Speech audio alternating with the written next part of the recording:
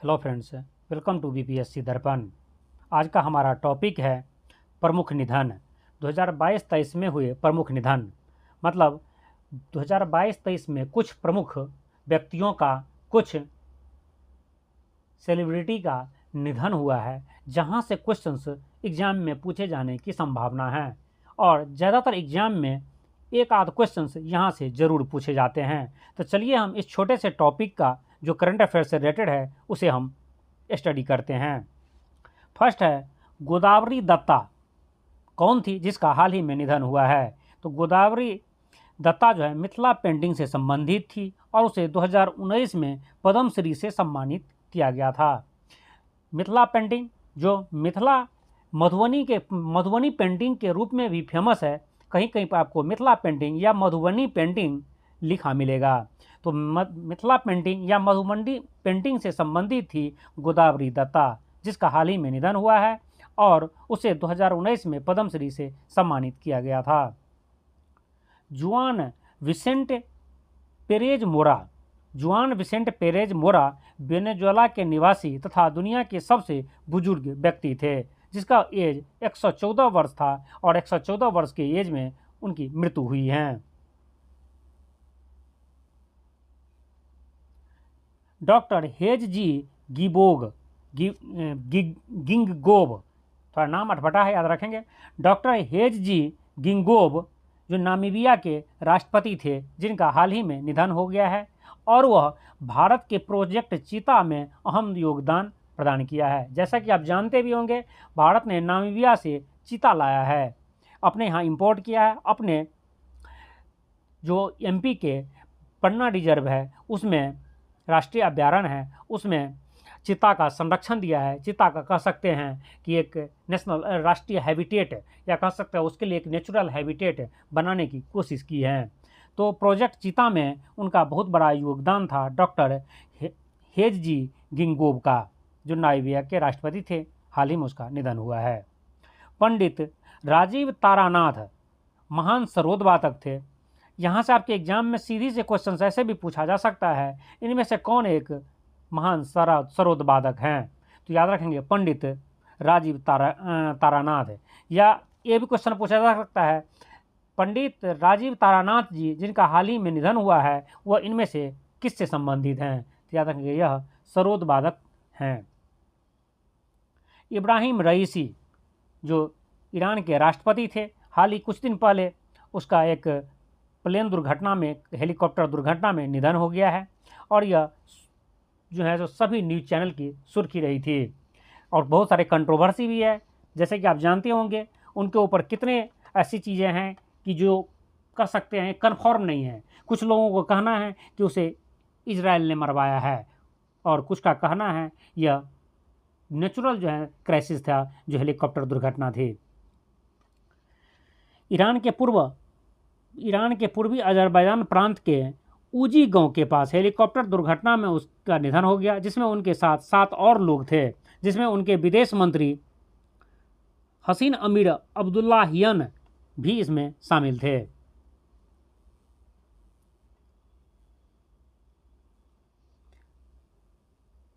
सौलोस चिलिमा या मलावी के उपराष्ट्रपति थे, इनका भी निधन विमान दुर्घटना में ही हुआ है।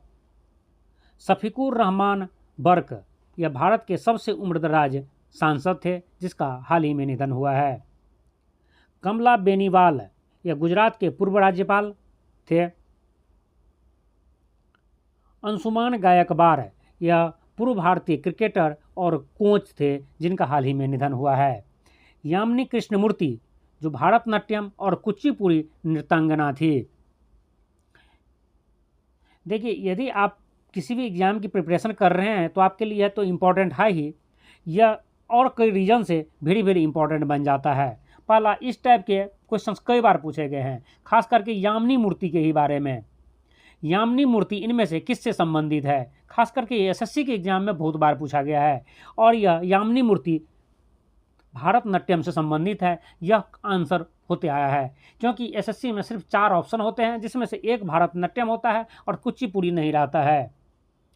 लेकिन यदि आप बीपीएससी की प्रिपरेशन कर रहे हैं और बीपीएससी में आपको पता है कि ई ऑप्शन हटने के बावजूद भी एक से अधिक लिखा जाता है, ए बी सी, और उसका डी में लिख देगा एक से अधिक। यदि आप बीपीएससी का प्रिपरेशन कर रहे हैं और इसमें भारतनाट्यम और कुचिपुड़ी दोनों ही ऑप्शन में हो तो आपको एक से अधिक टिक करना है, सिर्फ भारतनाट्यम नहीं टिक करना है। क्योंकि बहुत सारे स्टूडेंट जो एसएससी के प्रिपरेशन कर रहे हैं उनको प्रीवियस ईयर में भी यह क्वेश्चन कई बार मिला होगा और आंसर हर बार भारतनाट्यम ही मिला होगा। तो इसलिए याद रखेंगे एसएससी वाला भी और बीपीएससी के जो प्रिपरेशन कर रहे हैं वो अच्छे तरह से कि यामिनी कृष्णमूर्ति भारतनाट्यम और कुचिपुड़ी दोनों की ही नृत्यांगना थी। बुद्धदेव भट्टाचार्य ये पश्चिम बंगाल के पूर्व मुख्यमंत्री थे। शोभना रनाडे ये सामाजिक कार्यकर्ता थी। मालती जोशी वो एक लेखिका थी। एलिस मुनरो यह भी एक लेखिका थी जिसे नोबेल पुरस्कार भी मिला हुआ है। सुशील कुमार मोदी जो बिहार के पूर्व मुख्यमंत्री, बिहार के पूर्व वित्त मंत्री हैं, और उसे जो है बिहार के पूर्व मुख्यमंत्री मतलब कहने से बिहार के उप मुख्यमंत्री पहली बार 2005 में बने थे। सुशील कुमार मोदी पॉलिटिक्स से हैं और इसका लास्ट में ही निधन हुआ है। इससे रिलेटेड कुछ क्वेश्चंस और आपको याद रखना चाहिए।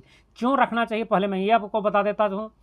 जब पिछली बार रामविलास पासवान जी का निधन हुआ था तो रामविलास पासवान जी से रिलेटेड क्वेश्चंस बीपीएससी में ही पूछा गया है। तो याद रखें रामविलास पासवान जी बिहार से थे, सांसद थे, मंत्री थे और उनका निधन हुआ है तो क्वेश्चन एग्जाम में पूछा गया है। तो आप ये मान के चले सुशील कुमार मोदी जी बिहार से हैं, बिहार के उप मुख्यमंत्री थे, ठीक है, और इसके साथ कई और कारनामा है जो उन्होंने बिहार के अच्छे के लिए उन्होंने किए हैं। बहुत सारे कार्य उन्होंने बिहार के अच्छे के लिए किए हैं, तो जिनकी वजह से इससे रिलेटेड क्वेश्चंस एग्जाम में पूछे जाने की संभावना बढ़ जाती हैं। तो पहली तो यही चीज़ याद रखें, वह 2005 में पहली बार बिहार के उप मुख्यमंत्री बने थे और उनका जन्म 5 जनवरी 1952 को पटना में हुआ था और उसका निधन 13 मई 2024 को हुआ है। ये दोनों डेट भी एग्जाम में आपसे पूछा जा सकता है। 1990 में पटना कुम्हरार विधानसभा क्षेत्र से निर्वाचित हुए। यह पहली बार जो है 1990 में पटना के कुम्हरार विधानसभा क्षेत्र से निर्वाचित हुए थे।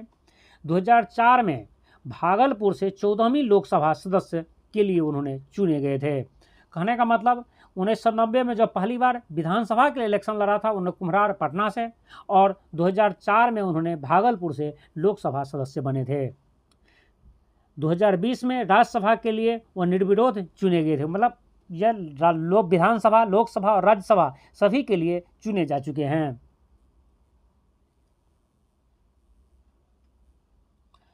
लक्ष्मी नारायण रामदास भारत के पूर्व नौसेना प्रमुख थे जिनका हाल ही में निधन हुआ है।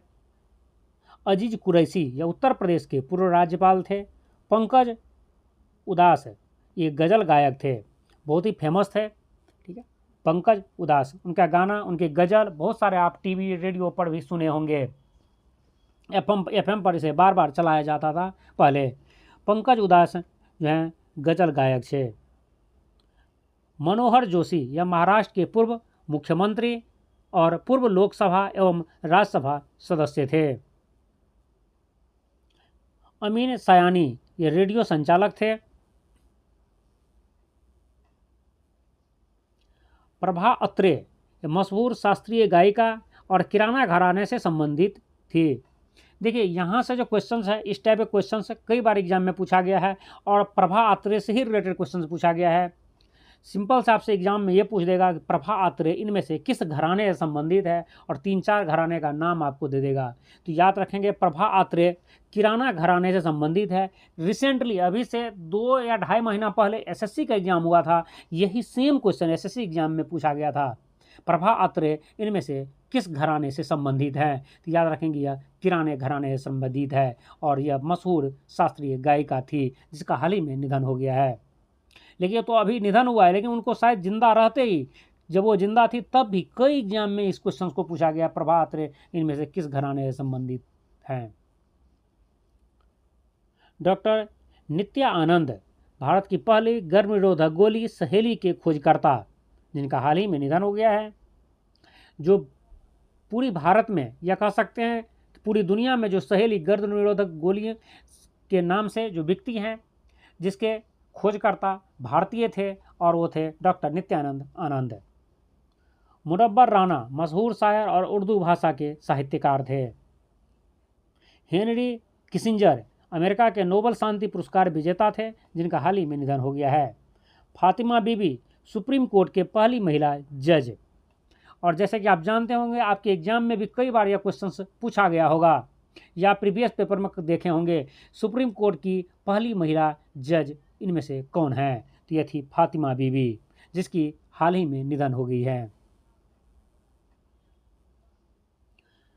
आर सुब्बालक्ष्मी, यह मलयालम अभिनेत्री और संगीतकार।